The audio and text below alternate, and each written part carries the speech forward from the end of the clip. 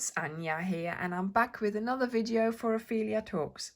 And today I am here to show you how to make the flower that I put on my blanket.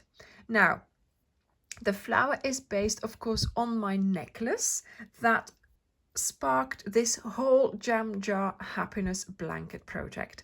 So I tried to design a flower that would look a little bit like these flowers, of course, the flowers on my necklace. And first of all, I managed to find the colors. So here we have pumpkin and pistachio. Here we have teal and berry, and I thought they were great combinations, so I made the flowers as well. So today I'm going to show you how to make these flowers. You will need your hook that you usually use for the yarn. I am using Wendy Supreme, but I use a 3.5. If I use a 3 or even a 2.5, my flowers get smaller. So you can change up the size of the flowers depending on the hook that you are using. So do try it out. If you go for a bigger size hook, then your flower will become bigger. But also watch out, don't go too big because then it will become too floppy. So you will also need scissors, of course, to cut off your yarn. And I suggest you leave the ends on your flower until you have worked out what you are going to do with the flower, and then you can use those ends to adhere the flower to your blanket or whichever project you're making.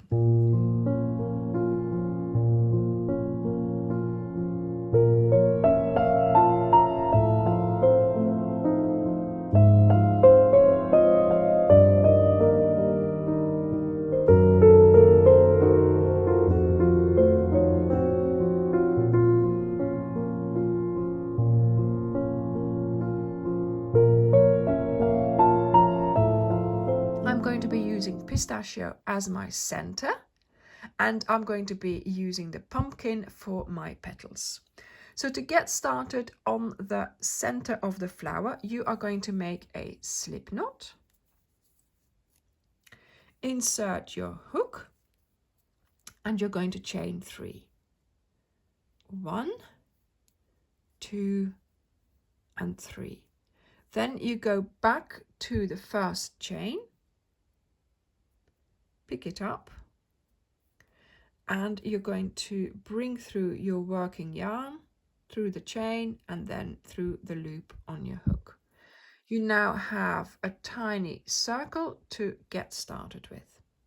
Now we're going to do 2 chains, 1, 2, and now we are going to be working into the circle, and we are going to create 14 double crochets. So yarn over, insert into the center of that little circle that we have just created, pull up a loop, yarn over, pull through 2, yarn over, pull through 2, yarn over, insert, pull up a loop, yarn over, pull through 2, yarn over, pull through 2. And as you can see, I'm trying to take along my end as well. Now you might think 14 is quite a lot, but we actually need it because we need to create a puffy center for our flower.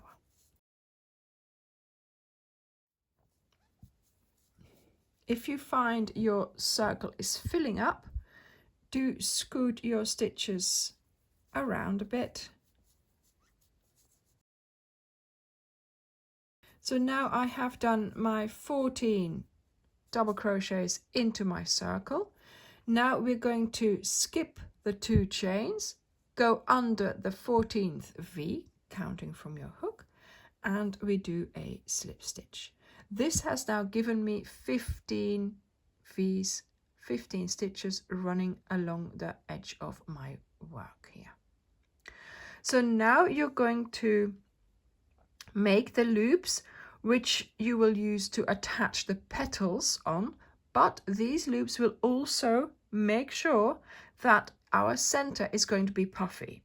So we're going to chain 2, 1, 2, then we are going to skip 2, 1, 2, into the third one we are going to do a slip stitch. So do a slip stitch into the third stitch. So chain 2, skip 2, into the third stitch, you bring up the yarn and you do a slip stitch. 1, 2, 1, 2, skipped into the third, and you do a slip stitch. 1, 2, 1, 2, skipped into the third for a slip stitch. And as you can see, look, it's already bringing it in, and make sure you place those loops at the base of your work. So this is the back, this is your front. Make sure your front, you can't see the loops. Okay, so we've done 1, 2, 3, 4 loops already. So we are going to do our fifth one. 1, 2 chains, and now we skip 2, and then here we have the stitch where the first loop is coming out of. Can you see that here? So this time you're just going to go into that first loop and do your slip stitch there. There we go.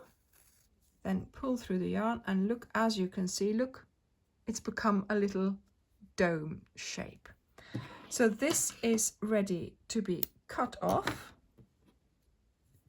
We pull through the yarn, and as you can see, I have left a little bit of a longer end than usual because I am going to be using that for sewing on my flower wherever I'm going to be sewing it onto. So this will be quite efficient once you do decide where to use these flowers.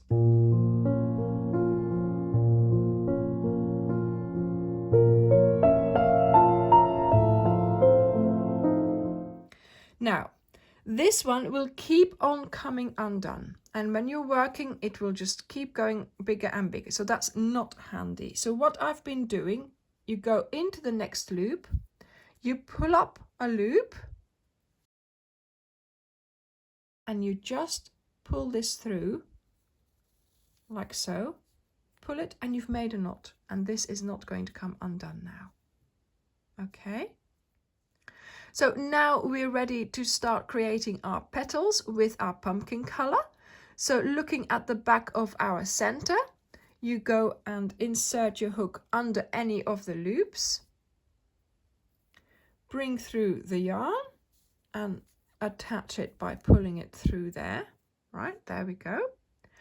And now we are going to do a chain 4. 1, 2, 3 and 4. Then we do 1 treble, and a treble is yarn over twice. So 1, 2. Then you go around the loop, bring up your yarn, yarn over, pull through 2, yarn over, pull through 2, yarn over, pull through 2. Then you do 3 double trebles. So that means you are yarning over 3 times. So 1, 2 and 3. You go into your loop, working around it, bringing up the working yarn, yarn over, pull through 2, yarn over, pull through 2, yarn over, pull through 2, and yarn over, pull through 2. 1, 2, 3, and scoot those stitches to the side. You are going to put all these stitches around 1 loop, of course. So you're going to be doing 3 double trebles, so yarning over 3 times. Now you are going to do 1 treble, so yarn over twice, still in that same loop. And then you are ready to chain 4. 1, 2, 3 and 4. You come down again into that same loop, and you are doing a slip stitch. There we go. And that is 1 petal made. So into the next loop that we created, you go and make a slip stitch, chain 4, 1, 2, 3, 4, then your treble around that chain space, 1, 2 and 3 times pull through. Then your 3 double trebles, so 3 times yarning over.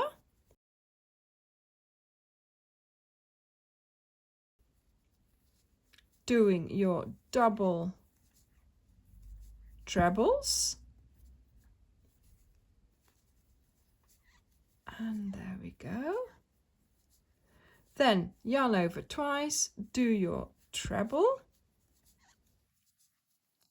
And then 1, 2, 3, 4 chains, still in that same loop there, you do your slip stitch.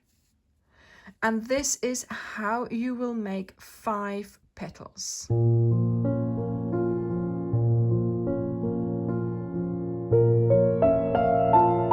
1, 2, 3, 4. So I'm just finishing my last petal. So I'm doing my slip stitch here.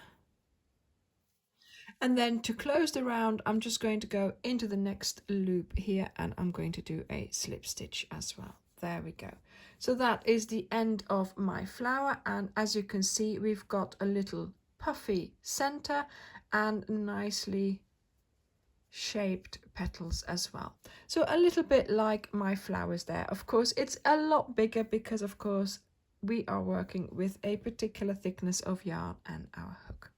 So like I said, if you wanted to, and you can use a smaller hook to make these flowers a little bit smaller. And also I have used any combination that I fancied, just so that I would have a range of flowers to use on my blanket. So do go and have a go at making these flowers so that by the time comes you will be ready for putting some on to your blanket.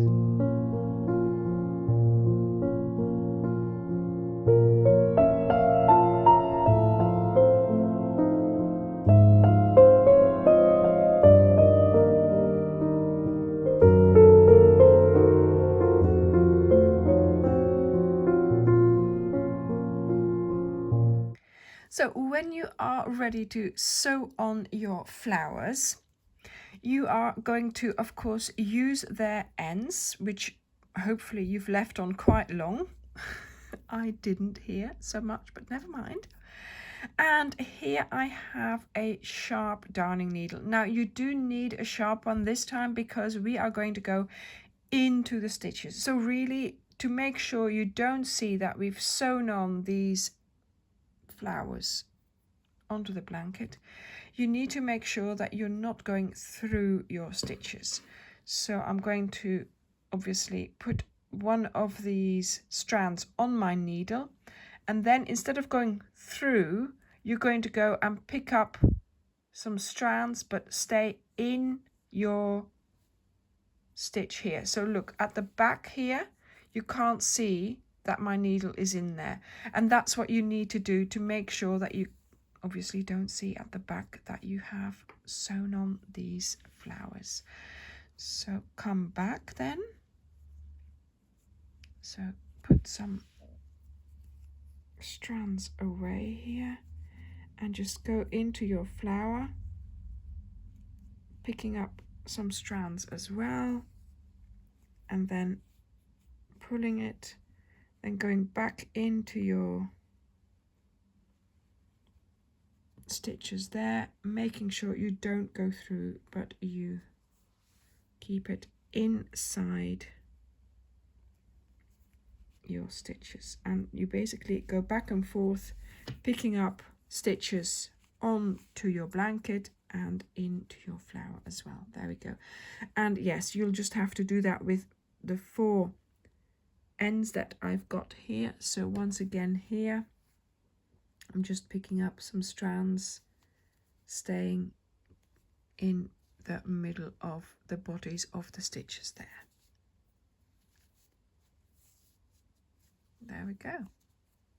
And I just did that until all my 4 ends were used up, or I just put them inside of the flower, and that way it was not visible what you've done on the back of your blanket. I hope you enjoyed this tutorial for making this flower. Thank you very much for watching, and I will see you in the next video. Bye!